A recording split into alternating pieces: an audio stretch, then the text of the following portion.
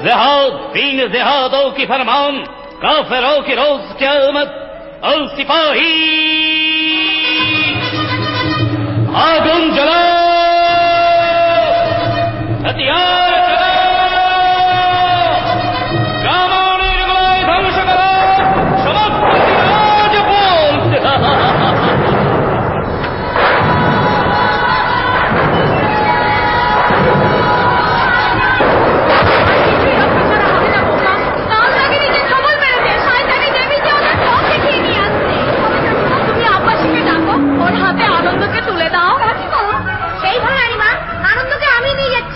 আনন্দ, রাজা উদয় নারায়ণের বংশধর প্রাসাদ ছেড়ে চলে গেল। আপনারাও চলে যান মহারাজ, সুরঙ্গ পথে চলে যান। নদীর ঘাটে নৌকা ঠিক করা আছে, আপনারা গেলেই মাঝি নবদ্বীপের দিকে নৌকা চালিয়ে দেবে।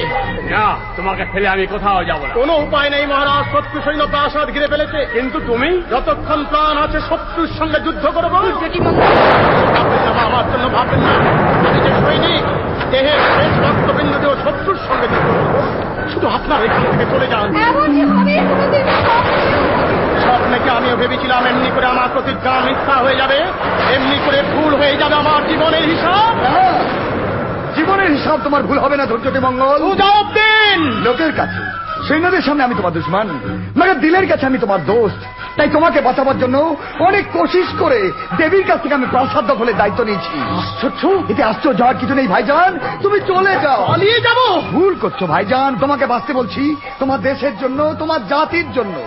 অসংখ্য নবাবী সৈন্য প্রাসাদ ঘিরে ফেলেছে, অল্প সংখ্যক সৈন্য নিয়ে কিছুতেই তাতে বাধা দিতে পারবে না। কোন দিকে যাবো? শোনো ভাইজান, মরা বহুত সহজ, মগর মরণের হাত থেকে তার জাতিকে বাঁচানো অত সহজ নয়। হ্যাঁ হ্যাঁ, আমি বাঁচবো, আবার আমি সৈন্য সংগ্রহ করব।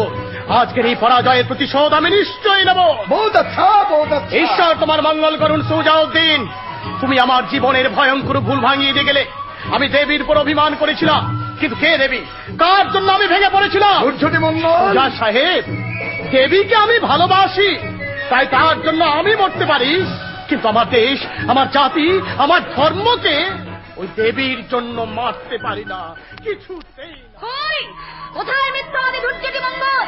কোথায় হিন্দু সমাজ রক্ষক রাজা উদয় নারায়ণ? করছি বৌদি, কি তোমার সারা মুখ যে নীল হয়ে গেছে বৌদি, তোমার কি হয়েছে?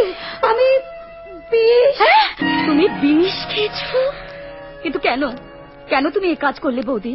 নিয়তি। নিয়তি? প্রাসাদে তুমি ছাড়া আর কে আছে বৌদি? আর কেউ নেই, শুধু ধুলোয় পড়ে আছি ওই লক্ষ্মী জনার্দন, নারায়ণ বংশের কুলদেবতা। তুমিও আজ পথের ধুলোয় পড়ে। কেন হিন্দু সমাজ তোমাকে মন্দিরে থাকতে দিলে না? কি তোমার চোখেও জল? যারা তোমার অবমাননা করেছে তাদের আমি চরম শাস্তি দেব। ফৌজদার আলিবর্দী খাঁ, যেমন করে হোক খুঁজে বার করো পলাতক ধৈর্যটি মঙ্গলকে। প্রয়োজন হলে আগুন জেলে পুড়িয়ে দেবে অমানুষ জানোয়ারদের লোভের সংসার। সব শেষে মনে রাখবে, জীবন্ত ধৈর্যটি মঙ্গলকে আমার চাই চাই চাই। ফৌজ, প্রাসাদ আক্রমণ করো, দিনাজপুরের মহল্লায় মহল্লায় আগুন ধরিয়ে দিয়ে খুঁজে বার করো শয়তান ধৈর্যটি মঙ্গলকে। আলিবর্দীর মনে দয়া নেই, মায়া নেই, আছে শুধু খুন, ধ্বংস।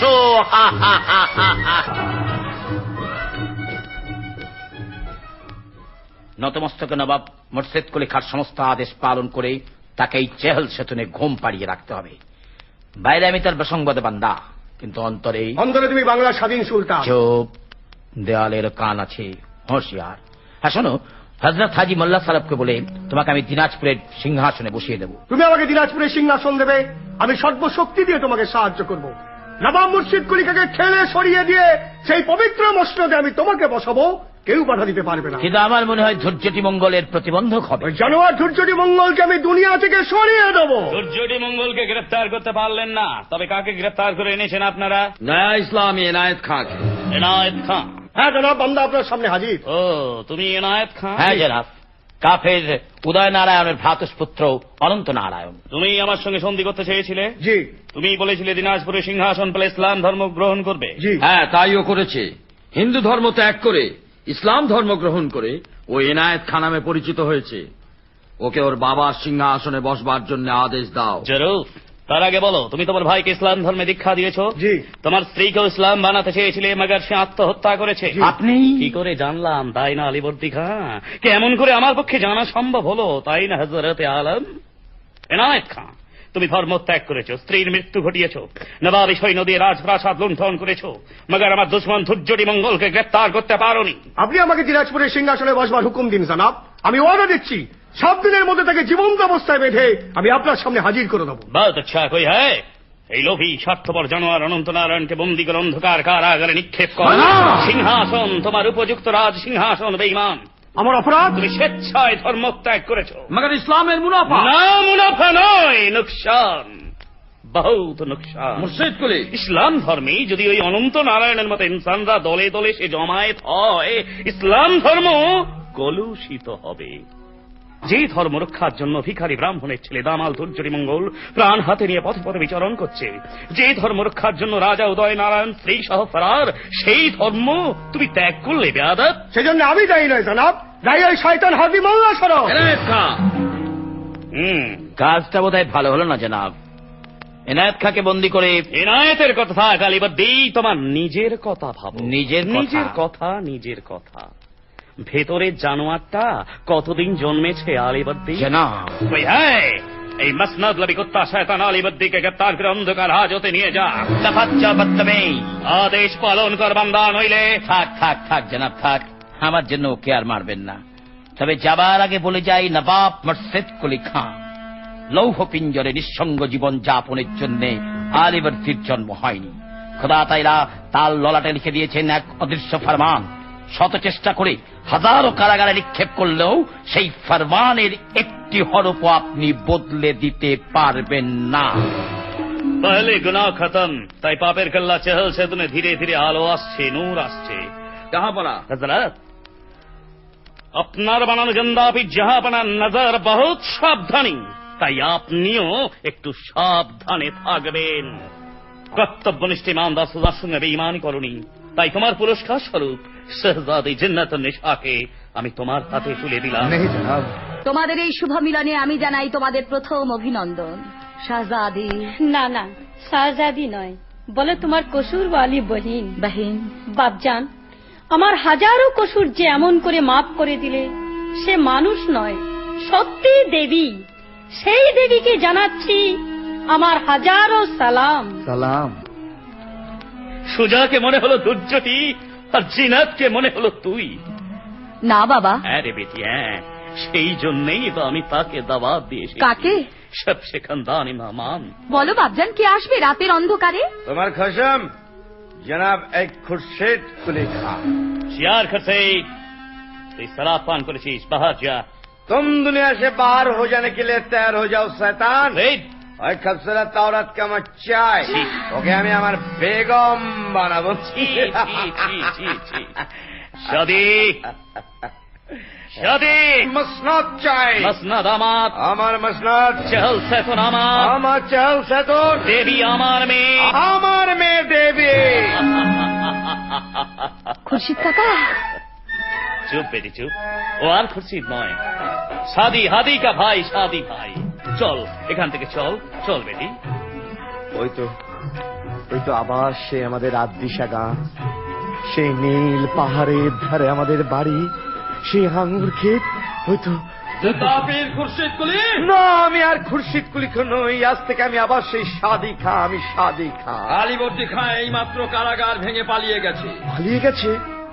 আর বেয়াদব বেতাকাত তুমি ভাইয়ের কলিজায় হাতিয়ার বসাতে পারলে না। হাতিয়ার আমায় দাও বেয়াদব। হযরত, এই হাতিয়ার আমি কাফের মুর্শিদের বুকে আবুল বসিয়ে দেবো। আল্লাহ। আল্লাহকে কেন শয়তান? নিজেকে ডাকো।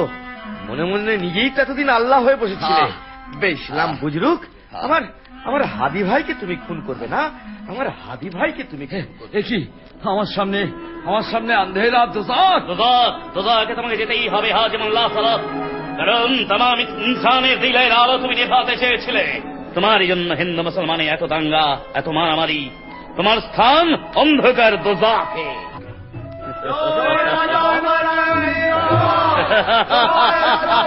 এসেছে আমার খানদানি মেহমান, এসে গেছে। হাসি বন্ধ করো বাবা, মুর্শিদাবাদ আক্রান্ত। মুর্শিদাবাদ প্রাসাদ নয়, কি বলছো তুমি খানদানি মেহমান পেছন দিয়ে আসেনি, সামনে দিয়ে এসেছে। বাবা? কথা নয়, কথা নয় বেটি, এই নে আমার হাতিয়ার। আমি? হ্যাঁ, তুই আমার বেটি, হাতিয়ার নিয়ে সামনে গিয়ে দাঁড়া। মেহমানকে চহল সতনে পথ দেখিয়ে নিয়ে আয়। ঈদের চাঁদ ডুবে গেছে, সবে রাত্রে, নয়া এক রোজ। সেই নয়া রোজের মৃত্যু হিসেবে আমি সেই মেহমান আর তোকে একসঙ্গে দেখতে চাই বেটি, একসঙ্গে দেখতে চাই। তাহলে কি ধৈর্যটি মঙ্গল আসছে? ধৈর্যটি মঙ্গল, এসো আমার জীবনের শত্রু, তোমাকে আমি এই হাতিয়ার দিয়েই বরণ করে নেব।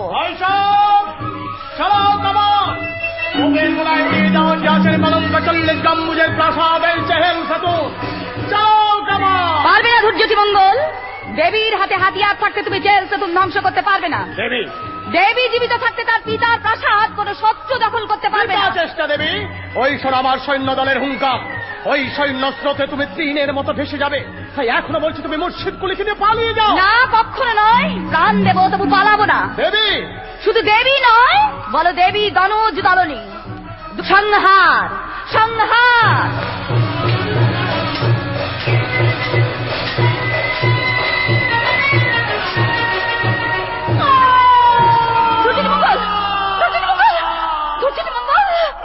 তুই কি করলি বেটি, এ তুই কি করলি? ভাইজান, যাকে চিরদিনের মতো তোর কাছে পৌঁছে দেবার জন্য আমি শেষ কাজ শেষ করলাম, কাছে পেয়ে তুই তাকে খুন করলি হতভাগী। না না না বাবা, বাবা বাবা তুমি বিশ্বাস করো, আমি চাইনি বাবা, আমি চাইনি। তুমি তুমি অন্তত বিশ্বাস করো ধৈর্যটি মঙ্গল, তোমার মৃত্যু আমি চাইনি। ধৈর্যটি মঙ্গল, আমি তোমার মৃত্যু চাইনি। আমি চেয়েছিলাম যুদ্ধ করে তোমার হাতে মরতে। ধৈর্যটি মঙ্গল, বেটি, সারা জীবন তপস্যা করে থেকে আমি কি পেলাম? তোকে আমি মসনদ দিলাম বেটি, মঙ্গেশ্বর। আর আমি বঙ্গেশ্বর নই সুজাউদ্দিন, বঙ্গেশ্বরী আমার বেটি দেবী, আজ থেকে দেবী সুলতানা।